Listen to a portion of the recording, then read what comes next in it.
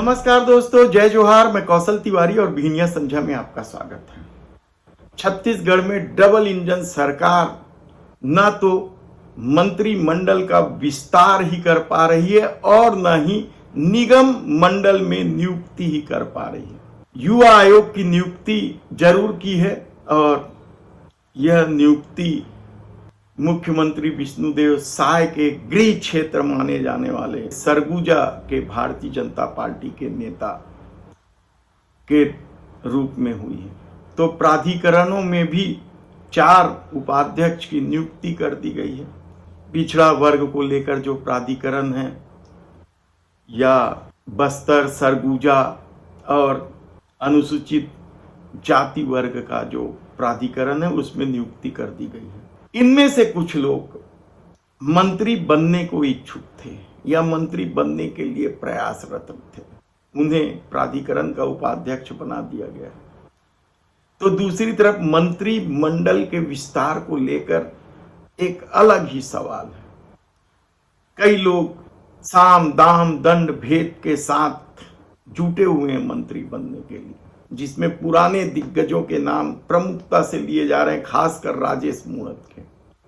उन्हें लगता है कि बृजमोहन अग्रवाल के हटने के बाद राजधानी से किसी न किसी को मंत्री बनाना है, तो राजेश मूणत का नाम सबसे ऊपर इसलिए भी है क्योंकि चर्चा इस बात की है कि उनकी सिफारिश डॉक्टर रमन सिंह कर रहे हैं। ये दावा किया जा रहा है क्योंकि डॉक्टर रमन सिंह के वे संकट मोचन भी कहलाते रहे हैं जब डॉक्टर रमन सिंह की सत्ता थी। तो दूसरी तरफ अजय चंद्राकर, अमर अग्रवाल, विक्रम उसेंडी जैसे कई पुराने दिग्गज नेता भी अपनी पूरी ताकत लगा लिए हैं। लेकिन इस दौर में जिस तरीके से भाजपा सरप्राइज देती है, नए चेहरे को मौका देती है, क्या मंत्रिमंडल में भी दोनों मंत्रियों के चेहरे नए होंगे, देखना होगा। लेकिन निगम मंडल को लेकर एक नया विवाद जो शुरू हुआ है वह सिफारिश पत्रों को लेकर है।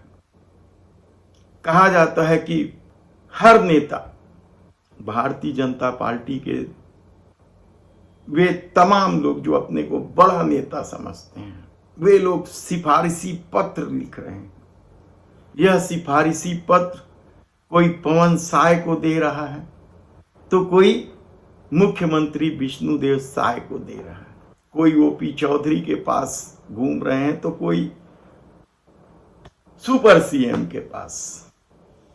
लेकिन अब सिफारिश पत्र को लेकर भी बवाल मच गया क्योंकि कोई भी नेता किसी को नाराज करना चाहता नहीं और जो आ रहे हैं उसके लिए सिफारिशी पत्र ले रहे हैं। और कई लोग अब जो भारतीय जनता पार्टी के नेता है सिफारिश पत्र लिखवा रहे हैं, खासकर डॉक्टर रमन सिंह की सिफारिश पत्र जिस तरीके से सोशल मीडिया में वायरल हो रही है उसे लेकर बवाल मचा हुआ है।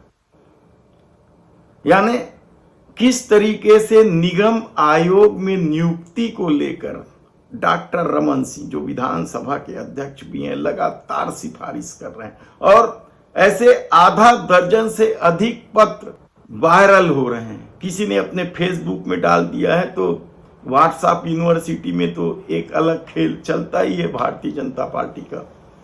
और अब इस सिफारिश पत्र के सामने आने के बाद कई तरह के सवाल इसलिए उठ रहे हैं क्योंकि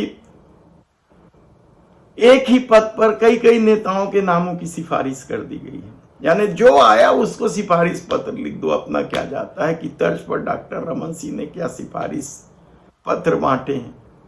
और इसे लेकर जो विवाद हो रहा है उसके बाद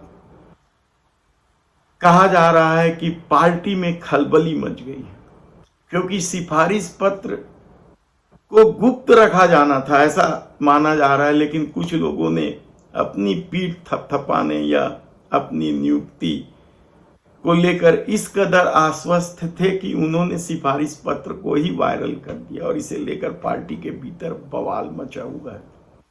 और सबसे बड़ा सवाल तो यह भी है कि आखिर डॉक्टर रमन सिंह किस तरह से सिफारिश कर रहे हैं।